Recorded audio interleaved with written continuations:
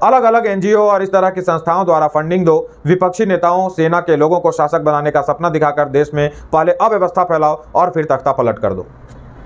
आपने राहुल गांधी समेत वामी इस्लामी toolkit gang के सदस्यों को झूठ फैलाते हुए देखा होगा कि कैसे सीएए को लेकर के झूठ फैलाया गया, कैसे कृषि कानूनों को काला कानून बतलाया गया। भारत में भी स्टूडेंट्स को हथियार बनाने की कोशिश हुई, इसका कुछ सीमित असर भी देखने को मिला।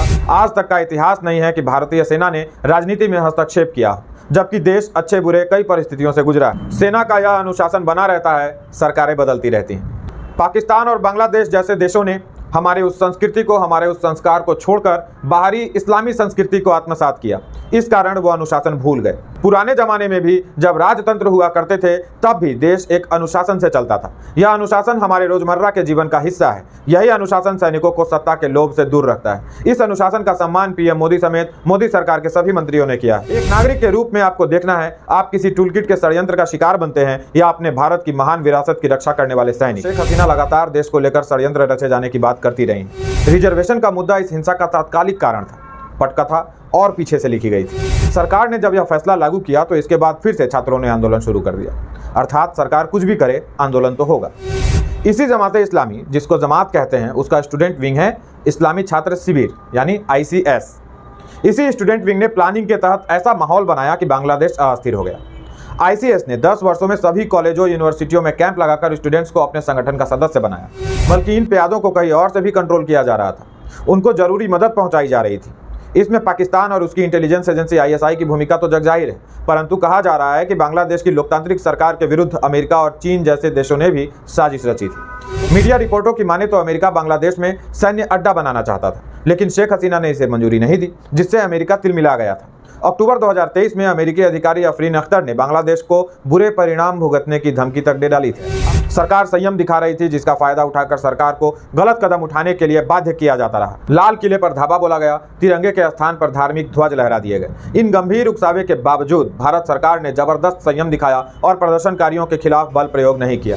पीएम मोदी। नमस्कार, मैं हूं राजन झा और आप देख रहे हैं सैफरन इनसाइट। दोस्तों, बांग्लादेश हिंसा की आग में जल रहा है। जनवरी 2024 में प्रचंड बहुमत के साथ पीएम बनी शेख हसीना को न केवल पद छोड़ना पड़ा, बल्कि अपना घर बार, अपना देश सब छोड़कर भागना पड़ा। महीनों से जारी हिंसा 5 अगस्त को अपने चरम पर पहुंची। हसीना विरोधी सेना को अवसर मिला और उन्होंने पीएम शेख हसीना को रिजाइन करने के लिए कहा। शेख हसीना भाप गई कि जिस खतरे का अंदेशा उन्हें महीनों से था, वह खतरा अब सर पर आ चुका है। जब सेना ने साथ छोड़ दिया तो शेख हसीना ने देश छोड़ना ही मुनासिब समझा। उसके बाद से ही शेख हसीना भारत में है और बांग्लादेश की स्थिति यह है कि नई सरकार गठन की तैयारी चल रही है। दूसरी तरफ अराजक तत्वों पर काबू पाना मुश्किल हो रहा है। हिंदुओं पर हमले बढ़ते जा रहे हैं। हर दिन हिंदुओं के विरुद्ध अत्याचार की नई नई तस्वीरें सामने आ रही हैं, जिसे देखकर देश का वामी इस्लामी गिरोह जश्न मना रहा है। आशा यह है कि वे बेसब्री के साथ उस दिन का इंतजार कर रहे हैं जब भारत में भी इस तरह की स्थिति उत्पन्न हो। इस पर आगे चर्चा करेंगे। फिलहाल बांग्लादेश की ही बात करते हैं। दोस्तों, वैसे तो शेख हसीना लगातार देश को लेकर षड्यंत्र रचे जाने की बात करती रही हैं, पर बांग्लादेश में सब कुछ अचानक नहीं हुआ, बल्कि एक सोची समझी रणनीति के तहत हुआ। रिजर्वेशन का मुद्दा इस हिंसा का तात्कालिक कारण था, पटकथा और पीछे से लिखी गई थी।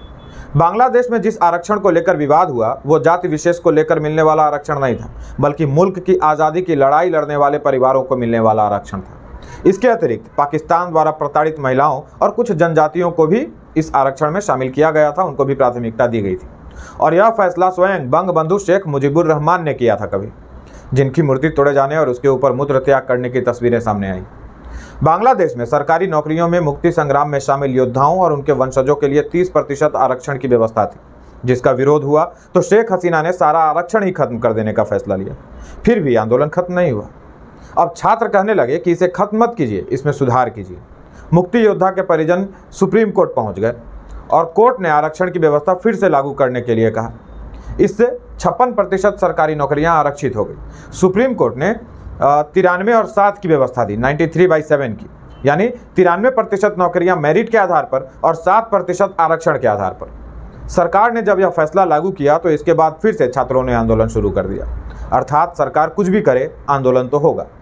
आप इसे अपने देश से जोड़कर भी देखते चलिए कि कैसे बात बात पर किसान आंदोलन के लिए तैयार हो जाते हैं। खैर, बांग्लादेश पर लौटते हैं। तो पहले ही से शेख हसीना के विरुद्ध अलग अलग बहाने से मोर्चा खोले बैठे संगठनों ने सबसे पहले विद्यार्थियों को भड़काया। विद्यार्थी भी यूं ही नहीं भड़के। बांग्लादेश में एक संगठन है जमात इस्लामी, जो पॉलिटिकल पार्टी भी है। इस हिंसा को भड़काने में उसकी बड़ी भूमिका है। जमाते इस्लामी वही संगठन है जिसने बांग्लादेश मुक्ति संग्राम में पाकिस्तानी फौज का साथ दिया था। अब आप समझ रहे होंगे कि इनको शेख हसीना और मुजीबुर रहमान से क्या दिक्कत है और क्यों न सिर्फ मूर्तियां तोड़ी गई बल्कि अभद्र आचरण भी किए गए। तो यहाँ यह स्पष्ट होता है कि इसमें पाकिस्तान का लिंक तो है। इसी जमाते इस्लामी, जिसको जमात कहते हैं, उसका स्टूडेंट विंग है इस्लामी छात्र शिविर यानी ICS। इसी स्टूडेंट विंग ने प्लानिंग के तहत ऐसा माहौल बनाया कि बांग्लादेश अस्थिर हो गया। ICS ने 10 वर्षों में सभी कॉलेजों यूनिवर्सिटियों में कैंप लगाकर स्टूडेंट्स को अपने संगठन का सदस्य बनाया और सदस्यों की संख्या जब लाखों में पहुंची तो उनको शेख हसीना और भारत के विरुद्ध भड़काना शुरू किया। स्टूडेंट्स को यहाँ मजहबी भाषणों से ब्रेन वॉश करते हुए उनको यह समझाया जाता कि कौन दोस्त है और कौन दुश्मन। तो पहले भारत को दुश्मन साबित किया गया, फिर शेख हसीना को भारत परस्त और उसके बाद स्टूडेंट एक आह्वान पर सड़कों पर उतरने को तैयार थे। जब जमात को ICS के ताकत का अंदाजा हो गया तो शुरू हुआ धरना प्रदर्शन का खेला। जनवरी 2024 के चुनावों से पहले ही अलग अलग बहानों से शेख हसीना के विरुद्ध माहौल बनाया गया। अक्टूबर से दिसंबर के बीच ढाका और आसपास के क्षेत्रों में आंदोलन किए गए, पर उनकी इन कोशिशों के बाद भी शेख हसीना चुनाव जीतने में कामयाब रहीं। ऐसा नहीं था कि शेख हसीना इस संगठन के बारे में नहीं जानती थी, कई बार बैन लगाया भी गया, लेकिन अब इस संगठन में रेडिकल इस्लामवादियों की संख्या अधिक थी जो शेख हसीना के हर फैसले पर सड़क पर उतरने लगी थी, क्योंकि उनकी पूरी तैयारी ही ऐसे ही अवसर पैदा करने की थी।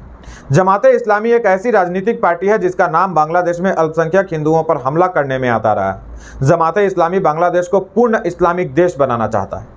अब नई सरकार में जमाते इस्लामी भी सहयोगी होगी। ऐसे में बांग्लादेशी हिंदुओं पर हिंसा का खतरा मंडराता रहने वाला है आने वाले समय में भी। और अब तो सेना और पुलिस का भी वैसा सहयोग नहीं मिलने वाला जैसा कि शेख हसीना के समय में मिलता था। इन सब के बीच एक प्रश्न यह उभरता है कि संगठन को मजबूत करने, अलग अलग आंदोलन खड़े करने और शेख हसीना के विरुद्ध लोगों को भड़काने के लिए किए गए पूरे इंतजाम पर खर्च करने के लिए पैसों का बंदोबस्त कैसे हुआ। दोस्तों, बांग्लादेश में जो हुआ उसको जमीनी सतह पर कार्यान्वित करने में जमात के लोगों और छात्रों की भूमिका रही। परंतु खेल सिर्फ इतना ही नहीं है, बल्कि इन प्यादों को कहीं और से भी कंट्रोल किया जा रहा था। उनको जरूरी मदद पहुंचाई जा रही थी। इसमें पाकिस्तान और उसकी इंटेलिजेंस एजेंसी ISI की भूमिका तो जग जाहिर है, परंतु कहा जा रहा है कि बांग्लादेश की लोकतांत्रिक सरकार के विरुद्ध अमेरिका और चीन जैसे देशों ने भी साजिश रची थी। उन्होंने सरकार विरोधी आंदोलनों को हवा दी, भड़काया, और यह स्वयं शेख हसीना कह चुकी हैं। शेख हसीना ने PM रहते ही देश विरोधी साजिश का आरोप लगाया था। मीडिया रिपोर्टों की माने तो अमेरिका बांग्लादेश में सैन्य अड्डा बनाना चाहता था, लेकिन शेख हसीना ने इसे मंजूरी नहीं दी, जिससे अमेरिका तिलमिला गया था। अक्टूबर 2023 में अमेरिकी अधिकारी अफरीन अख्तर ने बांग्लादेश को बुरे परिणाम भुगतने की धमकी तक दे डाली थी। अमेरिका बांग्लादेश की तत्कालिक सरकार पर लगातार भ्रष्टाचार और भेदभाव के आरोप लगा रहा था। बांग्लादेश में निर्वाचन प्रक्रिया पर भी सवाल उठाए गए थे। इसके बाद हसीना सरकार ने भी अमेरिका को दूसरे देशों के आंतरिक मामलों में हस्तक्षेप न करने की सलाह दे दी थी। बात और बिगड़ गई। बात इतनी ही नहीं, बांग्लादेश की PM शेख हसीना ने पिछले दिनों एक और दावा किया था। उनके अनुसार भारत के मणिपुर, बांग्लादेश और म्यांमार के कुछ इलाकों को तोड़कर ईस्ट तिमोर जैसा ईसाई देश बनाने की साजिश रची जा रही, ताकि बंगाल की खाड़ी वाले एरिया में एयरबेस बनाया जा सके। शेख हसीना ने नाम तो नहीं लिया, पर आप भी समझ ही गए होंगे कि उनका इशारा अमेरिका की तरफ था। दोस्तों, ईस्ट तिमोर एक छोटा सा ईसाई देश है जो कभी इंडोनेशिया का हिस्सा हुआ करता था, जिसे पुर्तगालियों ने अपना उपनिवेश बनाया। जब उपनिवेशवाद का अंत हुआ तो वो इस हिस्से को इंडोनेशिया ने पुनः अपने देश में मिला लिया और अपना एक राज्य बनाया। लेकिन पश्चिमी प्रभाव के कारण इंडोनेशिया को यहाँ जनमत संग्रह कराना पड़ा और इसके बाद साल 2002 में ईस्ट तिमोर एक स्वतंत्र देश बन गया।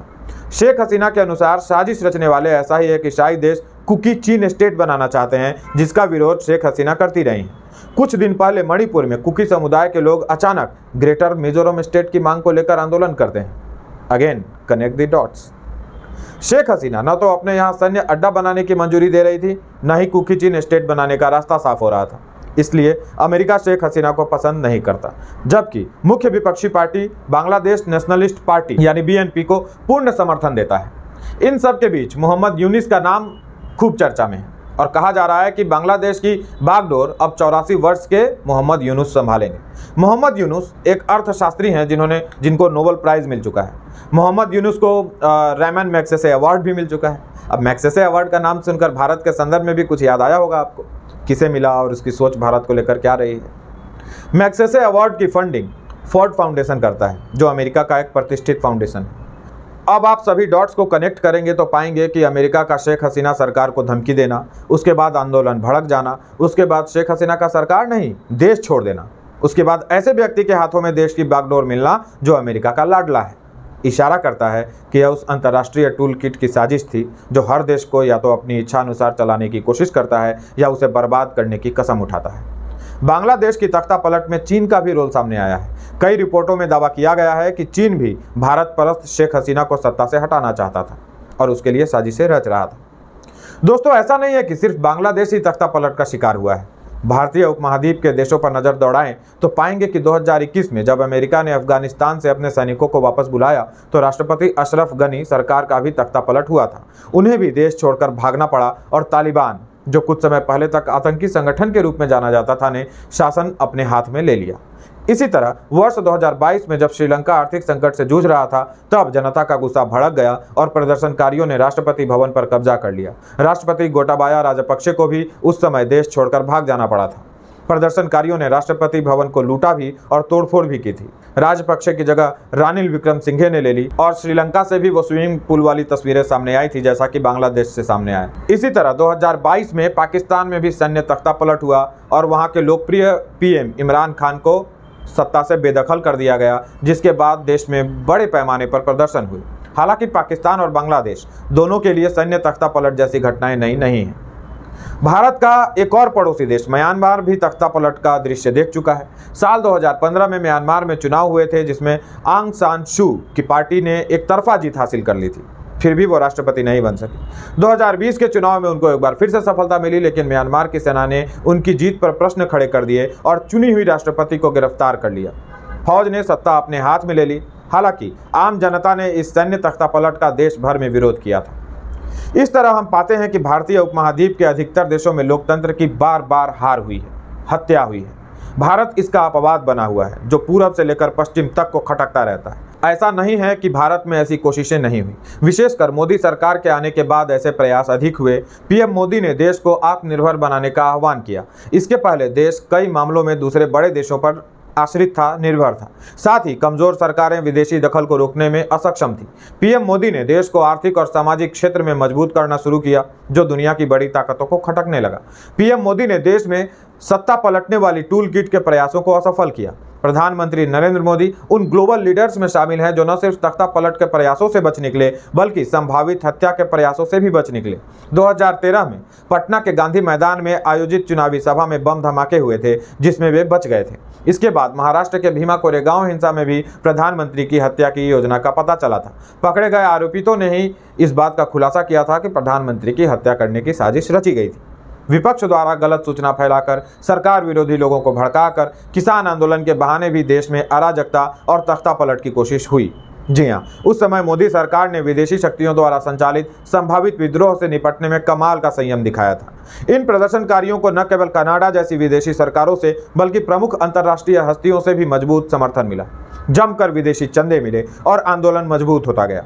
सरकार संयम दिखा रही थी जिसका फायदा उठाकर सरकार को गलत कदम उठाने के लिए बाध्य किया जाता रहा। लाल किले पर धावा बोला गया, तिरंगे के स्थान पर धार्मिक ध्वज लहरा दिए गए। इन गंभीर उकसावे के बावजूद भारत सरकार ने जबरदस्त संयम दिखाया और प्रदर्शनकारियों के खिलाफ बल प्रयोग नहीं किया। पीएम मोदी को इस संबंध में इनपुट दिए गए कि आंदोलन के नाम पर देश में हिंसा फैलाने की बड़ी प्लानिंग है। सेना के कुछ जवानों को भी उकसाया जा रहा है जिससे देश का माहौल खराब हो सकता है, जिसे देखते हुए देश के किसानों के लिए बनाए गए अच्छे कृषि कानूनों को भी निरस्त कर दिया गया, जिसके बाद विरोध काफी हद तक खत्म हो गया था। चाहे वह कृषि कानूनों के खिलाफ विरोध प्रदर्शन हो, एंटी-सीए प्रोटेस्ट हो या मणिपुर में जातीय संघर्ष, भाजपा के कई समर्थकों ने इसे लेकर मोदी सरकार पर लापरवाही और आंदोलनजीवियों को संजीवनी देने का आरोप लगाया। परंतु यह साबित हुआ है कि सरकार ने इन संवेदनशील मुद्दों को जानबूझकर संयमित और रणनीतिक तरीके से संभाला। बल प्रयोग से इन ताकतों को देश में अशांति फैलाने का अवसर मिल सकता था जो कहीं से ऑपरेट की जा रही थी। विदेशी ताकतों को भी हमारे देश में दखल देने का अवसर मिल सकता था। दोस्तों, चाहे वो बांग्लादेश हो, मिस्र हो, आर्मेनिया या श्रीलंका जैसे देश हो, हिंसा भड़का कर तख्ता पलट करने का एक ही तरीका देखा गया। सोशल मीडिया के माध्यम से जमकर फेक न्यूज़ फैलाओ। अमेरिका और ब्रिटेन जैसे देशों के माध्यम से आंदोलनजीवियों को एक्टिव करो। अलग अलग एनजीओ और इस तरह की संस्थाओं द्वारा फंडिंग दो। विपक्षी नेताओं, सेना के लोगों को शासक बनाने का सपना दिखाकर देश में पहले अव्यवस्था फैलाओ और फिर तख्ता पलट कर दो। आपने राहुल गांधी समेत अवामी इस्लामी टूलकिट गैंग के सदस्यों को झूठ फैलाते हुए देखा होगा कि कैसे CAA को लेकर के झूठ फैलाया गया, कैसे कृषि कानूनों को काला कानून बतलाया गया। आधी अधूरी बातों को प्रोपेगेंडा बनाकर नौजवानों के दिमाग के साथ खेलने वाले यूट्यूबर्स को जमकर फंड किए गए।